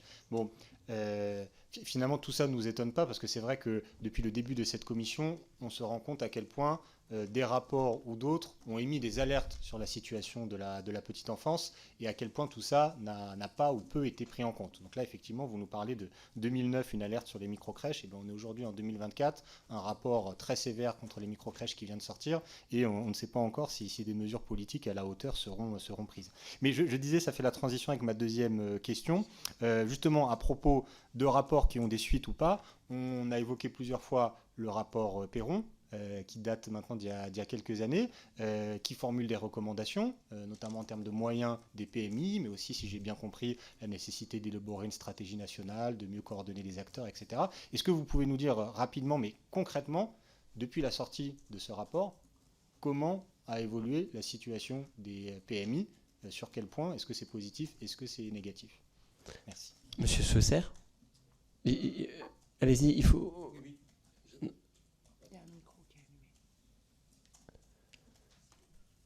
Alors, je vais tout éteindre. Allez-y. Ouais. Oui, le rapport de Madame Perron a suscité beaucoup d'espoir de notre côté. Les assises de pédiatrie et de santé de l'enfant également, parce que nous sommes des éternels optimistes. Donc nous avons toujours beaucoup d'espoir quand il y a des petites lumières qui s'allument. Pour l'instant, je ne peux pas dire qu'il y ait eu de suite extrêmement, importante à ces rapports ou à ces processus. Pour ce qui est des assises de pédiatrie, on en attend les mesures. Pour ce qui est du rapport de Madame Perron, nous-mêmes avons, dans la suite de ce rapport, fait un certain nombre de propositions pour l'évolution, par exemple, parce qu'on a parlé du nombre de professionnels qu'il faudrait pour les missions mode d'accueil. Mais nous souhaiterions qu'il y ait suffisamment de professionnels pour l'ensemble des missions que fait la PMI. Et sa première mission, c'est la prévention, c'est le suivi de santé et du développement des jeunes enfants, c'est des actions collectives de promotion de la santé dans les structures. On parle beaucoup des 1000 premiers jours, mais tout ne s'arrête pas au 1001e jour, et la PMI va jusqu'aux 6 ans de l'enfant normalement, mais a de plus en plus de difficultés à suivre les enfants au-delà de 2 ans. Donc tout ceci fait que nous avons fait des propositions pour faire évoluer les référentiels. Actuellement, par exemple, la réglementation indique qu'il faut une puéricultrice pour 250 naissances et une sage-femme pour 1500 naissances. Et quand nous avons fait un travail avec nos collègues de l'Association nationale des puéricultrices et de l'Association nationale des sages-femmes territoriales et les psychologues, nous avons essayé de voir, en fonction de l'ensemble des missions et en suivant les recommandations du rapport Perron, qui serait que la PMI puisse accompagner 20% des enfants de 0 à 6 ans, qu'elle puisse faire les bilans de santé pour 90%, je crois, des enfants, qu'elle puisse accompagner les femmes enceintes dans le suivi de la grossesse pour 15% de la population. Enfin, on a repris ces propositions du rapport Perron et on a essayé de les traduire en termes de nombre d'équivalents temps plein qu'il faudrait. Et ça aboutit à il faudrait une puéricultrice pour 120 naissances, un médecin pour 350 naissances et une sage-femme pour 530 naissances. Alors nos calculs peuvent tout à fait être discutés. Ce sont les calculs auxquels nous avons abouti dans un travail conjoint avec nos collègues puéricultrices, sages-femmes et psychologues. Donc ce sont des propositions que nous avons soumises dans le cadre des assises de pédiatrie et de santé de l'enfant, et nous espérons que ça sera le cas. Il y a aussi des questions d'attractivité pour ces métiers. On sait qu'il y a des questions de pénurie dans les modes d'accueil et d'attractivité. Nous avons les mêmes problèmes d'attractivité. Juste pour dire, un médecin de PMI gagne 2 800 € en début de carrière. Le même médecin en début de carrière dans un centre de santé gagne 5 000 €. C'est pareil, les médecins scolaires gagnent comme nous. C'est-à-dire que la médecine de prévention aujourd'hui, ce qu'on appelle la médecine de prévention, est extrêmement dévalorisée du point de vue de son attractivité. Alors, quand nous avons des stagiaires qui viennent dans nos services, ils sont très intéressés par le contenu du travail. Puis quand on leur dit combien ils vont gagner, ils sont beaucoup moins intéressés. Non pas qu'ils soient tous vénaux, mais enfin, malgré tout, quand ils ont fait 12 ans d'études, ils se disent qu'ils pourraient gagner un peu plus que 2 800 € en début de carrière. Et surtout que, je veux dire, il y a un problème de démographie. Donc, voilà, je n'ai pas besoin d'aller plus loin. Vous voulez rebondir, M. Martin? Non. La parole est à Mme Anne Bergans pour le groupe démocrate. Merci, Monsieur le Président. Alors, on a déjà évoqué beaucoup de sujets. Moi, je reviens juste, encore une fois, sur les contrôles, mais c'est plus pour des demandes de précision, pour objectiver. Moi, j'ai besoin de comprendre, parce qu'on parle de tendance. J'ai l'impression que c'est un peu un... Mais j'aimerais que vous puissiez me dire, si vous le pouvez, évidemment... j'ai cru comprendre qu'il y avait plus de contrôles inopinés ces dernières années suite à des signalements, mais est-ce que cette tendance est proportionnelle à l'augmentation des structures, en fait? Est-ce qu'il y a plus d'augmentation de contrôle parce qu'il y a tout simplement plus de structures? Est-ce que vous le reliez spécifiquement, par exemple, au développement des microcrèches pour bien comprendre, en fait, ce qui se joue et si ça se joue réellement au niveau des microcrèches? Et je trouve que la tendance à la fois des créations et reliée à la tendance des contrôles inopinés me semble quand même importante. Et selon vous, est-ce que vous associez, ou est-ce que vous pouvez relier également ces constatations donc à travers, je dirais, plusieurs années d'expérience et à travers l'évolution des réglementations qu'il y a pu avoir au niveau de ces années, donc au taux d'encadrement, au niveau de qualification qui a été modifié. Et puis une question très concrète, est-ce que vous avez beaucoup de signaux d'alerte en lien avec le taux d'encadrement de 1 pour 3 enfants dans les micro-crèches? Monsieur Seusser, vous avez la parole. Oui, Bon, je laisserai répondre peut-être sur certains points précis mes collègues. Quand on en a discuté pour préparer cette audition, ce qu'on s'est dit, c'est que on a effectivement, et là encore c'est empirique, le sentiment qu'on a plus de signalements qui nous viennent des microcrèches pages.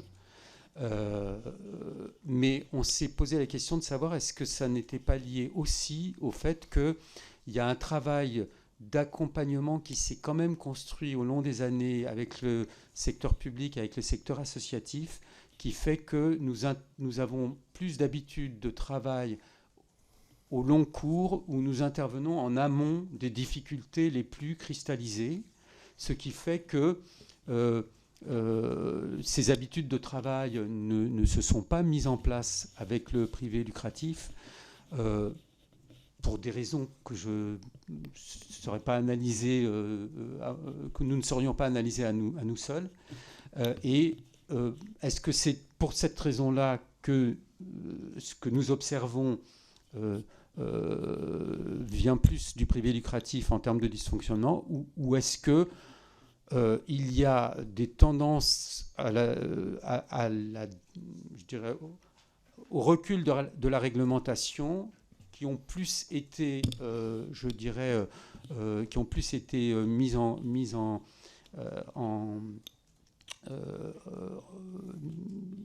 activité dans le cadre du privé lucratif, et qui fait que, par exemple, sur les taux d'encadrement, il serait allé au plus près de ce qui est possible. Sur le surnombre, par exemple, sur les accueillants surnombre, est-ce qu'ils sont allés au plus haut?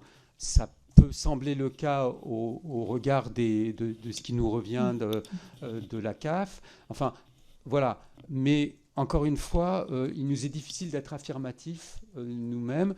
Mais quand on lit un certain nombre de rapports encore une fois récents, et notamment les rapports de l'IGAS, ça nous semble venir conforter les impressions empiriques qui sont les nôtres à partir de l'expérience. Mais peut-être que le docteur Lacassie ou le docteur Jude Lafitte pourront aussi apporter des précisions. Madame Jude Lafitte, je vous cède la parole. Oui, j'ai pas d'éléments supplémentaires à dire par rapport à ce qu'a dit Monsieur Swesser. Je suis d'accord. Il y a de contrôle dans les microcrèches et probablement lié aussi à la multiplication des structures et aussi à la diminution de l'augmentation. Madame Lacassie de Chaussal, vous avez des éléments Je pense complémentaires? que c'est vraiment multifactoriel.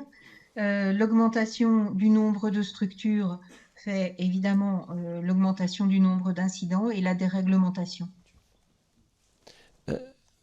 Oui, Madame Bergans, vous voulez rebondir? Allez-y. Oui, mon dernier point était très précis. Est-ce que vous avez noté des signalements spécifiques sur l'encadrement donc des microcrèches qui a un encadrement spécifique, l'autorisation d'avoir un salarié pour 3 enfants? Qui répond? Un seul salarié. Monsieur Swesser, allez-y. Bon, alors moi, à partir de ce que nous, on a comme expérience, je ne suis pas en capacité de répondre, mais il me semble que c'est quand même ce qui ressort des rapports que nous avons lus récemment. Alors, je suis un peu désolé. Oui, alors on n'est pas là, les rapports, on les a auditionnés à d'autres moments, Oui, mais c'est important pour nous d'avoir votre retour de terrain, si vous l'avez constaté ou pas. Madame Lacassie de Chaussal, est-ce que vous avez une réponse précise à Madame Bergans? Alors, on a pu noter un certain nombre d'incidents qui se situaient dans les parties extrêmes de la journée à l'accueil de l'enfant ou au départ. Et quand une salariée est seule avec un enfant, elle a du mal à la fois s'occuper d'un enfant, accueillir bien les parents. Et c'est dans ces périodes-là où il peut y avoir aussi des difficultés. Elle n'est pas complètement disponible pour accueillir les parents, transmettre la journée, et si un enfant a besoin d'elle pendant ce temps-là, elle peut pas être aux deux endroits. Donc ces périodes matin et soir dans les structures sont des périodes qui sont assez tendues pour le personnel. Et une personne seule dans une structure à ce moment-là, ça peut la mettre en difficulté. Donc ce ne sont pas des incidents très très graves à ce moment-là, mais pour accueillir les familles, rendre les enfants aux parents, il vaudrait mieux être plusieurs. Voilà ce que je peux dire sur le plan pratico-pratique. Merci. Madame Jude Lafitte, est-ce que vous avez un élément complémentaire? Non, la même chose. Très bien. La parole est à Monsieur Joël Aviragné pour le groupe socialiste. C'est bon? Oui, merci Monsieur le Président. Mes chers collègues, mesdames et messieurs de la PMI. Donc je suis heureux que notre commission d'enquête auditionne aujourd'hui des médecins spécialistes de l'enfance et de sa protection. L'objectif de nos travaux est de faire la lumière sur les conditions d'accueil des jeunes enfants au sein des crèches. Donc vous êtes des spécialistes de la santé de l'enfant et de son bien-être. Votre mission est de vous assurer que les enfants sont bien traités au sein des établissements qui les accueillent. Le contrôle externe des établissements est donc essentiel pour s'en assurer. Donc je reviendrai sur la question des contrôles, même si elle a été longuement abordée, que vous y ayez déjà pas mal répondu. Je vais préciser ma question. Lorsque vous contrôlez les établissements, avez-vous systématiquement des échanges libres avec les personnels qui y travaillent? Voilà, qui me semble fondamental.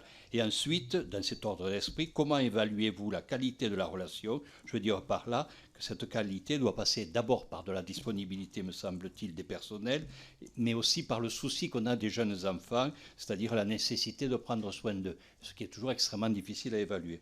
Et enfin, pour compléter vos propos, dans ma circonscription, le salaire d'un médecin généraliste dans ce centre de santé, c'est plus près de 7 000 que de 5 000.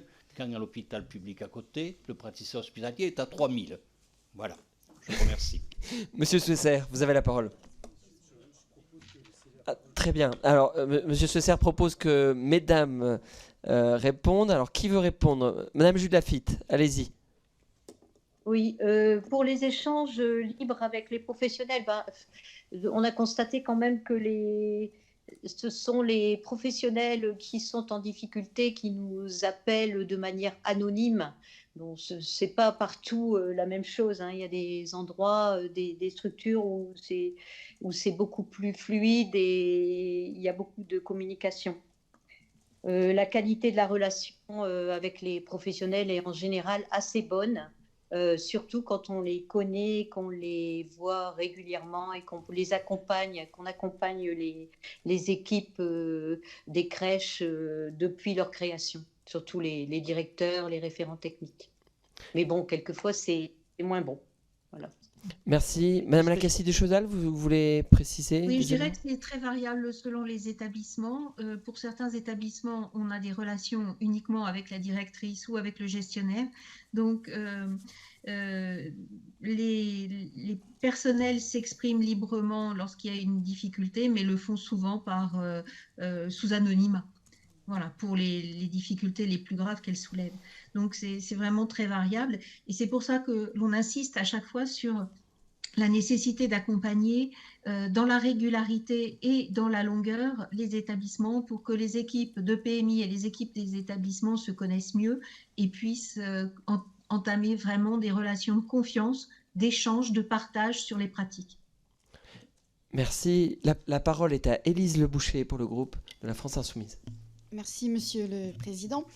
Un peu plus tôt dans l'audition, vous avez évoqué la mission commandée par le ministère des Solidarités auprès de l'IGAS pour l'élaboration d'un référentiel fixant les critères de qualité dans les modes d'accueil. Le syndicat des médecins de la PMI y a apporté une contribution en novembre 2023 et vous faites plusieurs recommandations. Vous rappelez notamment qu'une connaissance fine des besoins des enfants est nécessaire pour travailler auprès d'eux et que cela passe par un degré de qualification qui devrait donc être révisé vers des standards supérieurs. Pouvez-vous nous en dire plus sur cette recommandation et les risques encourus dans les structures qui accueillent des enfants sans suffisamment de personnel qualifié? Merci. La parole est à Monsieur Sausser. Oui.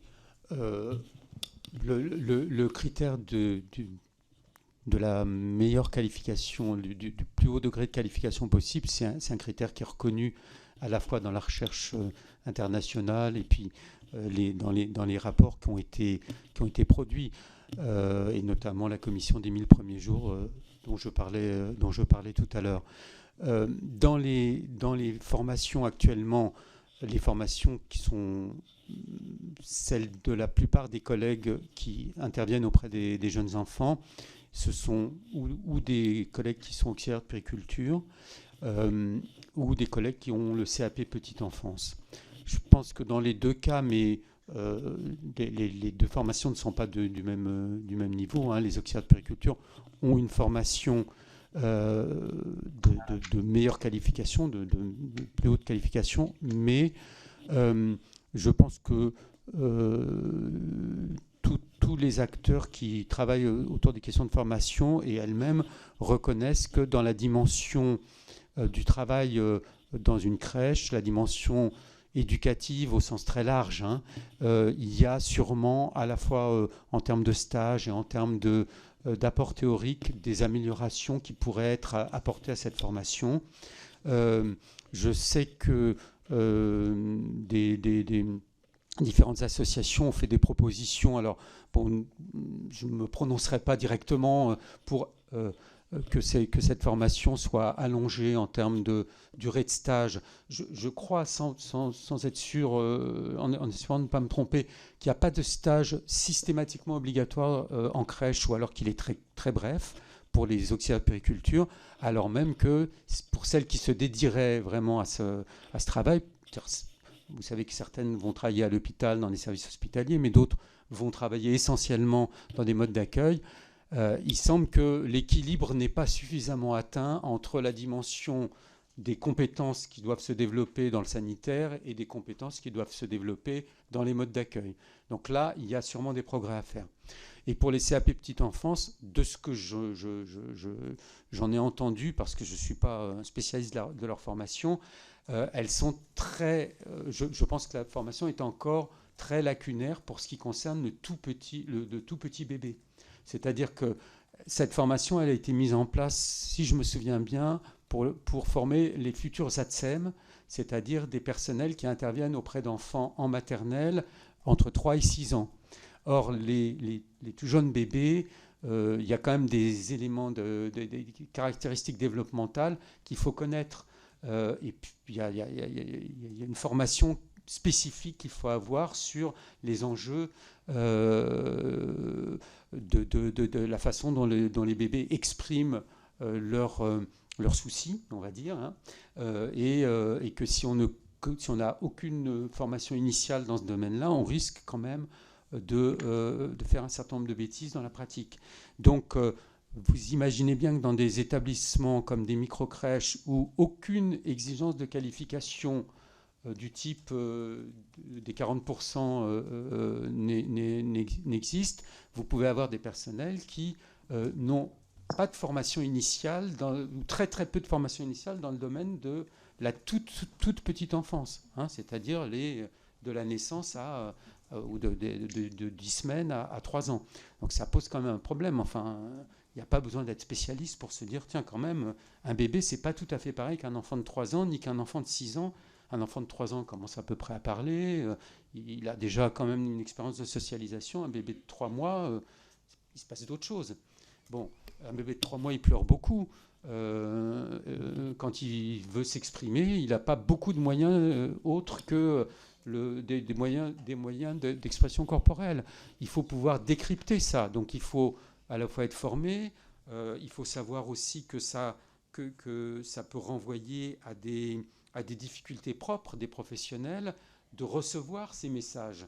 Et donc, si on est seul entre 8h et 9h30, on peut, et qu'on ne peut pas s'appuyer sur une autre collègue par rapport à un bébé qui hurle en permanence, comment on fait ?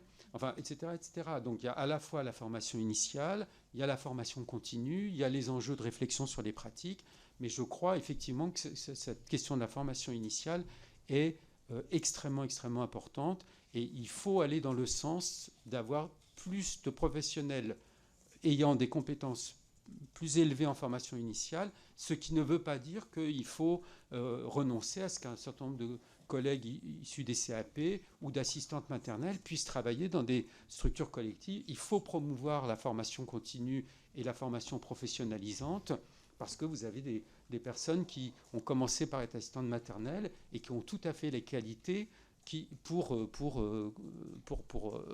si elles le souhaitent, venir travailler dans des établissements d'accueil collectif. D'ailleurs, la question des maisons d'assistantes maternelles montre bien qu'il y a une appétence du côté des assistantes maternelles pour travailler dans des structures dont on ne reconnaît pas juridiquement qu'elles sont des structures collectives, mais elles le sont quand même. Donc, enfin, bref, c'est un autre enjeu qui n'est peut-être pas celui d'aujourd'hui. Merci, Monsieur Soussers. Merci, mesdames. Je sais que c'est pas toujours évident quand on est en visioconférence. J'espère que je vous ai pas trop maltraité dans la gestion des temps de parole et que vous avez pu vous exprimer comme vous le souhaitez. C'est vrai que Madame la rapporteure me le disait à l'oreille. On a surtout concentré nos propos et un certain nombre de questions sur la question du contrôle, mais bien sûr la qualité d'accueil et sur une approche beaucoup plus large. Et l'ensemble de nos éditions, d'ailleurs, ont pu appréhender d'autres questions, mais c'est vrai qu'on a plutôt concentré nos propos là-dessus. Ce matin, on a reçu les départements de France en tant qu'entité, et donc la rapporteure leur a demandé à chacun des départements de France un certain nombre d'éléments qui concernent les PMI, et c'est une obligation légale de répondre à la rapporteure. Donc vous serez sûrement, et j'invite votre syndicat à relayer aussi de manière à ce que tous les éléments, toutes ces données dont nous manquons agglomérées puissent être transmises de manière à ce qu'on puisse aussi avoir le regard le plus aiguisé possible sur les données, les contrôles et tous les éléments qui sont liés à cela, de manière à ce que la rapporteure puisse formuler les meilleures recommandations les plus adaptées possibles, en prenant en considération aussi ce qui est vécu au sein des différentes PMI de notre pays. Je vous remercie. Je lève la séance. Nous reprenons demain à 10h30 avec l'audition des représentants de la Fédération des entreprises de services à la personne. Et je remercie chacun des collègues qui a bien voulu intervenir, parce que ça permet aussi d'enrichir nos débats. Bonne soirée à tous. Merci. Bonne soirée. Bonsoir. Merci beaucoup.